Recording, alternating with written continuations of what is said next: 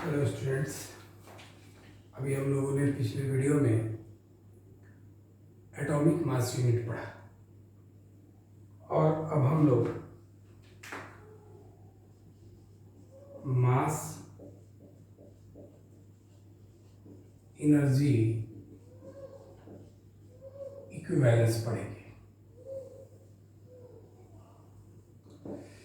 Mass energy equivalence के बारे में सबसे पहले आइंस्टीन ने बताया। जैसा नाम ही बता रहा है, मास एनर्जी इक्विवेलेंस माने मास एनर्जी के बराबर। मतलब इसका मतलब है कि उन्होंने ये कहा कि मास का रिलेशन जो है एनर्जी के साथ है और हम मास को एनर्जी में कन्वर्ट कर सकते हैं बाय द फॉर्मूला E बराबर mc²। आइंस्टीन के अकॉर्डिंग मास और एनर्जी दोनों एक दूसरे से रिलेटेड है और इस मास को हम एनर्जी में कन्वर्ट कर सकते हैं बाय द फॉर्मूला E बराबर mc²। According to Einstein,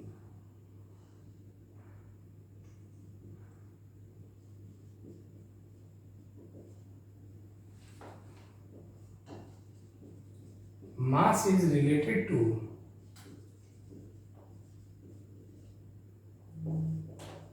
energy and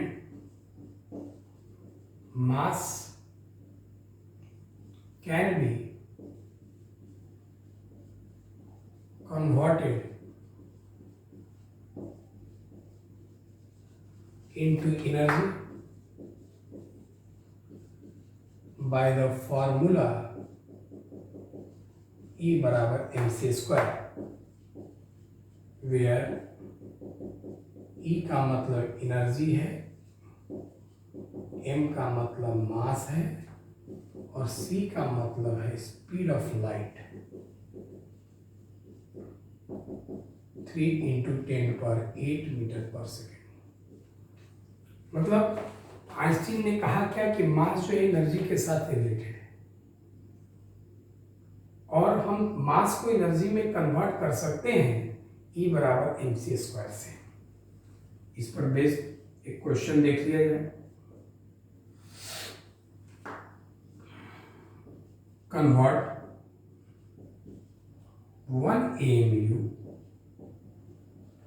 into energy। 1 AMU atomic mass unit, ये मास है, मतलब मास को आप एनर्जी में कन्वर्ट करें और मास को एनर्जी में कन्वर्ट करने का फॉर्मूला आइंस्टीन फॉर्मूला E बराबर mc²। इसी को ऐसे भी क्वेश्चन देता है, रिलेशनशिप बिटवीन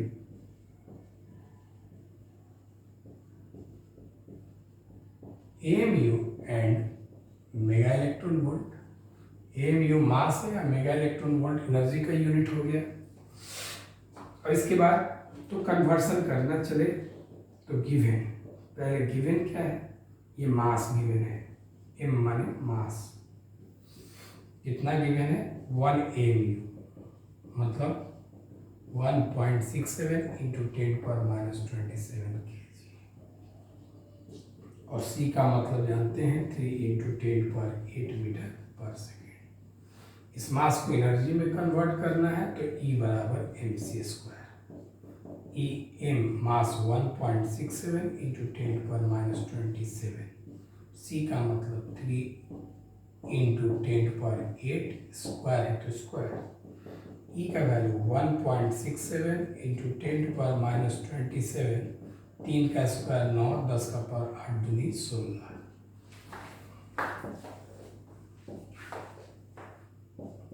E बराबर, इसको और इसमें मल्टीप्लाई करेंगे तो 14.9 × 10⁻11 जूल। ये डेसिमल इधर लाएंगे 1.49 × 10⁻10 जूल। इसको मेगा इलेक्ट्रॉन वोल्ट में कन्वर्ट करना है तो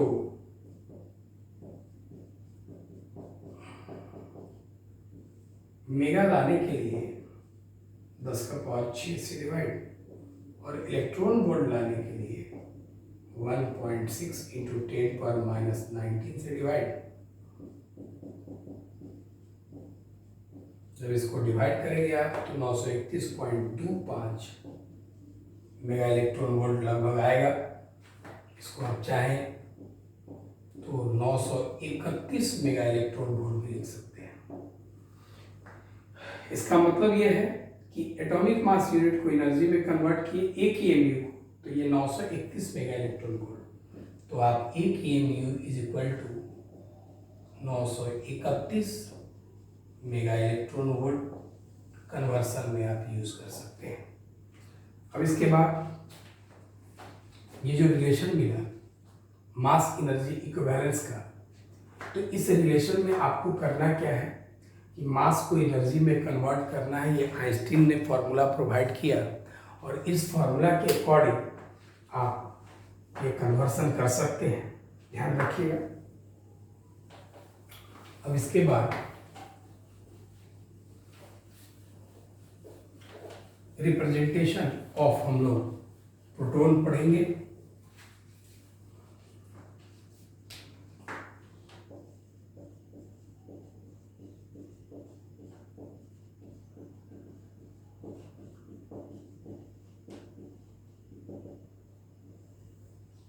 ध्यान देंगे तो प्रोटॉन के रिप्रेजेंटेशन के लिए सबसे पहले आप चार्ज ऑफ प्रोटॉन जाने क्या होता है, +1.6 इंटू 10⁻⁻19 कूलम। इसको आप चाहें तो प्लस ही लिख सकते हैं, नहीं तो आप चाहें तो +1 ही भी लिख सकते हैं। Mass of proton 1.673 into 10⁻27 kg होता है। मतलब आप इसको चाहें तो ये 1 AMU है, इसको आप 1 यूनिट भी चाहें तो लगभग लिख सकते हैं। इसी थोड़ा सा ध्यान देंगे आप, जैसे थोड़ा सा इसको समझ लिया जाए। जैसे आप हीलियम को लिखते थे आप 2He4, तो इसके चार्ज को आप जरा देखिए, याद होगा तो 2 था यहाँ पे, तो +2 ही लिखते थे। तो ये 2 देख के आप +2 ही लिख देते हैं। तो इसका मतलब है कि ये 2 जो है इसका चार्ज बनता है, +2E मतलब 2 इसका चार्ज बना। तो यहाँ पे कितना है बाबू, +1 ही, तो इसका मतलब ये चार्ज 1 बना। 2 से हीलियम होता है तो 1 से क्या होता है, हाइड्रोजन। तो इसका मतलब ये है कि प्रोटॉन जो है हाइड्रोजन को कहेंगे, जिसका मास वैल्यू कितना है, 1। तो ये प्रोटॉन का रिप्रेजेंटेशन हो गया 1H1, ध्यान रखें। अब रिप्रेजेंटेशन ऑफ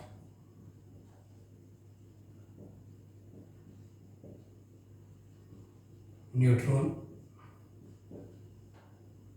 तो इसके लिए चार्ज ऑफ न्यूट्रॉन जानना होगा, वो क्या होगा, 0। मास ऑफ न्यूट्रॉन ये भी लगभग उतना ही होता है, लेकिन उससे थोड़ा ज़्यादा 1.675 होता है। मतलब लगभग ये भी एक एटॉमिक मास यूनिट है, जिसको आप नियरली इक्वल टू 1 यूनिट भी लिख सकते हैं। तो अब न्यूट्रॉन को लिखना है, रिप्रेजेंट करना है, तो इसका चार्ज क्या है, 0, और वो मास कितना है, 1 यूनिट। तो इसको आप ऐसे रिप्रेजेंट कर सकते हैं, न्यूट्रॉन का रिप्रेजेंटेशन 0 n 1।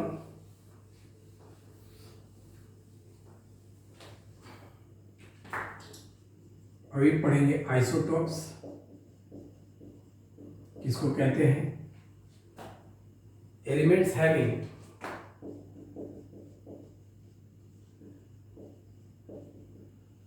सेम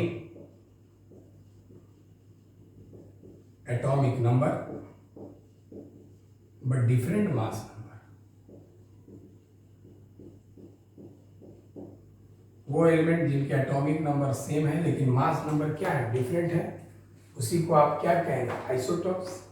जैसे एग्जांपल 1H1, 1H2, 1s3। देखिए एटॉमिक नंबर जो है सेम, एटॉमिक नंबर सेम मतलब प्रोटॉन सेम है, प्रोटॉन सेम है तो एलिमेंट भी सेम रहेगा, मास नंबर डिफरेंट। दूसरा example carbon 6 12, carbon 6 14, atomic number same, mass number different.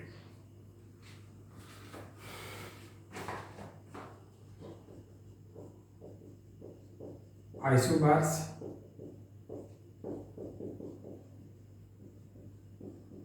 elements having different atomic number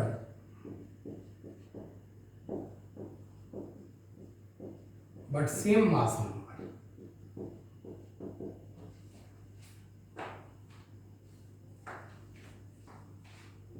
जैसे इसमें एटॉमिक नंबर डिफरेंट होगा और मास नंबर जो है सेम होगा। जैसे calcium 20 40, argon 80 40।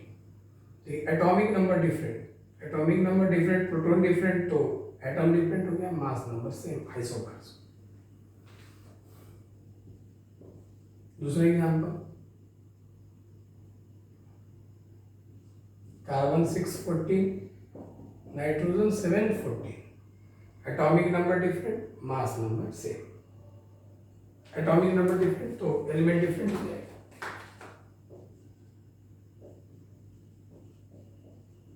Isotones elements having different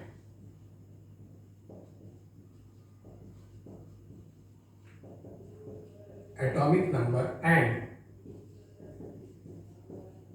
different mass number but having same number of neutron, same number of neutron, same number of neutron। इसका example carbon 614,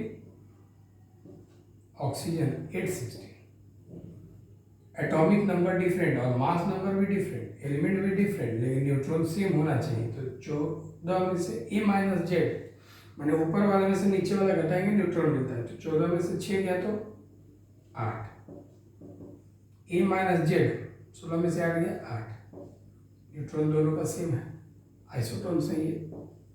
दूसरा example 1s3 2He4, neutron ऊपर वाला में से नीचे वाला घटा, 3 में से गया 2, न्यूट्रॉन 4 में से 2 घटा, 4 में से 2 गया 2। Atomic number different, mass number different, लेकिन न्यूट्रॉन क्या है सेम, इसलिए इनको आइसोटोन्स कहेंगे। अभी आप देखिए इस चैप्टर में हमको न्यूक्लियस न्यूक्लियाई के बारे में पूरा पढ़ना है, और आपको मालूम है कि रदरफोर्ड ने बताया था कि एटम के सारे मास सेंटर में है, मतलब न्यूक्लियस में है। तो अगर वहाँ पर केवल प्रोटॉन होता तो मास प्रोटॉन से टैली करना चाहिए था। जैसे कार्बन की बात करें, कार्बन का प्रोटॉन 6 है तो 6 से ही टैली करना चाहिए था, लेकिन 6 से ज़्यादा टैली कर रहा है। इसका मतलब 6 से ज़्यादा पे मैच कर रहा है मास। इसका मतलब क्या है कि कुछ जो है वहाँ पे 6 छोड़ के कुछ और भी पार्टिकल है, और वो पार्टिकल जो है न्यूट्रॉन के नाम से जाना गया।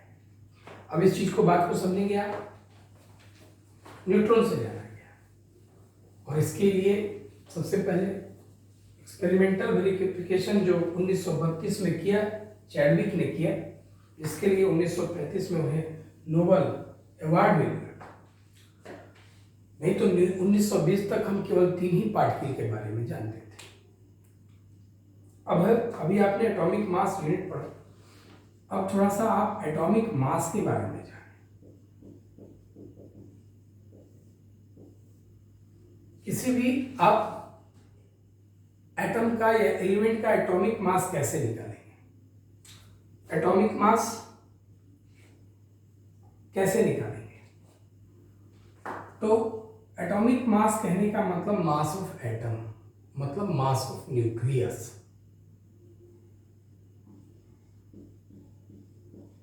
मास ऑफ एटम मतलब mass of nucleus. Mass of nucleus, तो मास ऑफ न्यूक्लियस मतलब total mass of neutron and proton. तो अब ये देखिए, अगर आप एटॉमिक मास निकालते हैं मतलब number of proton plus number of neutron multiplied by 1.67 into 10⁻⁻27 kg। जितना प्रोटॉन है और जितना न्यूट्रॉन है उसको जोड़ लीजिए, जोड़ने के बाद इतना से गुना कर दीजिए, आपको पता चलेगा कि उसका एटॉमिक मास कितना है। तो atomic mass is equal to number of neutron और नंबर ऑफ प्रोटॉन को आप मास नंबर लिखते हैं, मल्टीप्लाइड बाय उसको आप चाहते हैं एक एमयू लिखते हैं, मतलब ए इंटू एमयू। ये हुआ एटॉमिक मास यूनिट का, एटॉमिक मास का वैल्यू। अगर आप ए में एमयू मल्टीप्लाई कर लेते हैं तो इसका मतलब एटॉमिक मास यूनिट अगर आप मल्टीप्लाई कर लेते हैं तो आपको उसका एटॉमिक मास पता चलता है। मतलब मास नंबर में एमयू गुना करने से आपको उसका एटॉमिक मास मालूम चलता है, ये भी आप ध्यान रखेंगे। तो अब ये सवाल उठता है कि कोई भी एटम का जो एटॉमिक मास, ये नंबर जो है फिक्स है, कोई भी ये नंबर फिक्स है। तो अब ये सवाल उठता है कि कैसे, बात समझिएगा थोड़ा ध्यान से। ये जो एटॉमिक मास है, जैसे मान लिया जाए कि नंबर, ये नंबर है न्यूट्रॉन और प्रोटॉन का नंबर। जैसे कार्बन की बात करें, कार्बन C12, तो इसका अगर हमको एटॉमिक मास पता करना है तो इस 12 में आप 12 जो है ये न्यूट्रॉन प्लस प्रोटॉन का नंबर है, और इसमें आप 1.67 इंटू 10⁻⁻27 kg से मल्टीप्लाई कर लेंगे। जैसा कि एमयू से मल्टीप्लाई करेंगे, आपको पता चल जाएगा कि इसका एटॉमिक मास कितना है। ये तो न्यूट्रॉन और प्रोटॉन का नंबर है। अब एक चीज और ध्यान रखिएगा, जैसे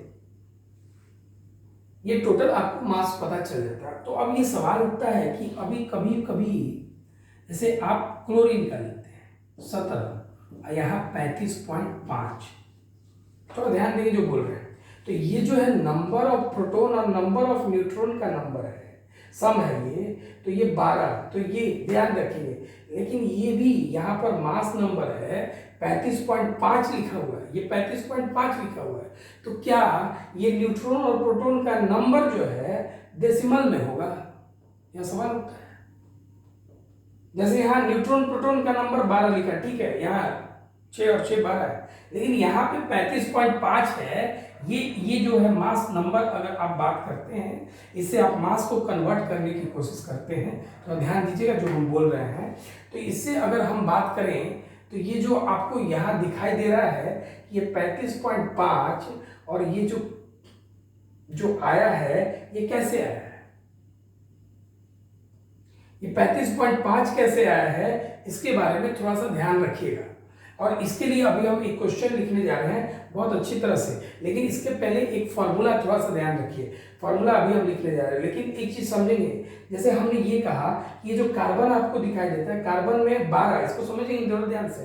कार्बन में जो ये 12 लिखा है, तो 12 जो न्यूट्रॉन और प्रोटॉन का नंबर है, तो नंबर कभी भी डेसिमल में नहीं होता है, तो ये ठीक है। लेकिन यहाँ 35.5 लिखा है, ये तो आप डेसिमल में न्यूट्रॉन और प्रोटॉन का नंबर तो होगा नहीं, आखिर ये कैसे आया, तो फ्रैक्शन में कैसे आया?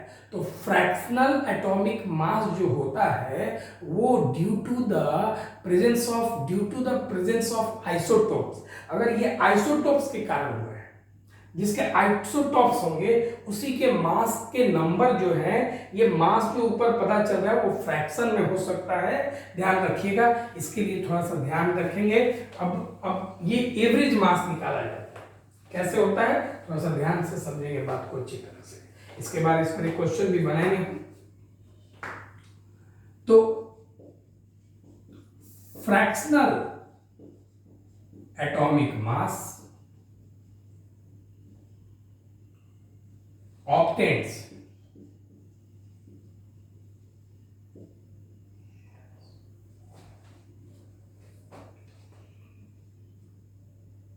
due to the presence of isotopes। ये फ्रैक्शन में जो एटॉमिक मास आपको मिलता है वो आइसोटॉप्स के प्रेजेंस से मिलता है।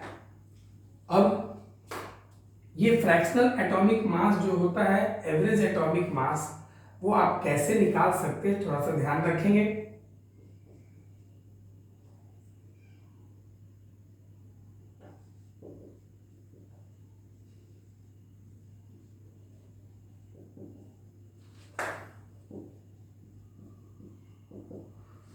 एवरेज एटॉमिक मास निकालने के लिए फॉर्मूला होता है A1 into N1 plus A2 into N2 plus A3 into N3 plus so on, where A1 is equal to atomic mass of first isotopes, N1 is equal to fraction of first isotope, A2 is equal to atomic mass of second isotope, N2 is equal to fraction of second isotope, so on। तो किसी भी element के लिए average atomic मास निकालने का ये formula है। इसी पर हम लोग एक क्वेश्चन बनाएंगे, तुरंत जरा ध्यान देंगे आप लोग। अभी हमारे पास ये क्वेश्चन है, chlorine has 2 isotopes, chlorine 1735 and chlorine 1737, having percentage 75% and 25% respectively, find average atomic mass। इनका हमें एवरेज एटॉमिक मास फाइंड करना है। तो सबसे पहले आपको मालूम है कि क्लोरीन 1735 परसेंटेज दिया, इसका 75%,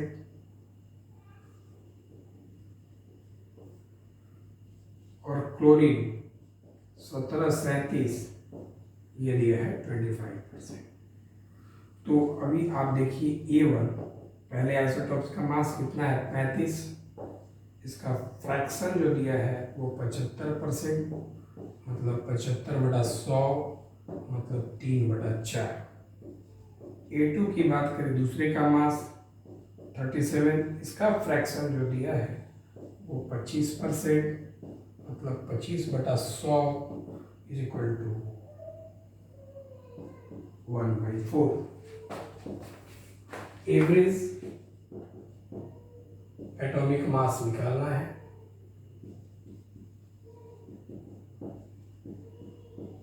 formula A1 N1 plus A2 N2, और होता तो लेके जाते लेकिन 2 ही दिया है। A1 कितना 35 गुना 3/4 प्लस A2 37 इंटू 1/4, 5 इंटू 3 15,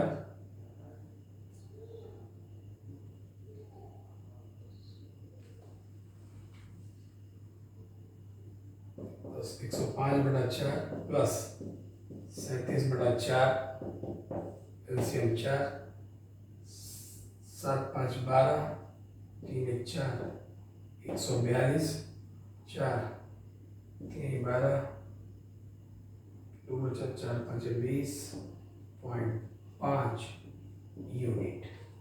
तो यहाँ पे एवरेज आपको एटॉमिक मास क्या मिला 35.5 यूनिट। तो इसीलिए क्लोरीन हैज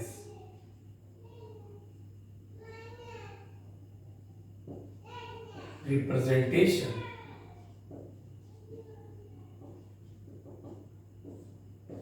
क्लोरीन 17 और ये 35.5, ये इसका एवरेज एटॉमिक मास यूनिट से इसका एक रिप्रेजेंटेशन मिला, जैसा कि आपके सामने क्वेश्चन है।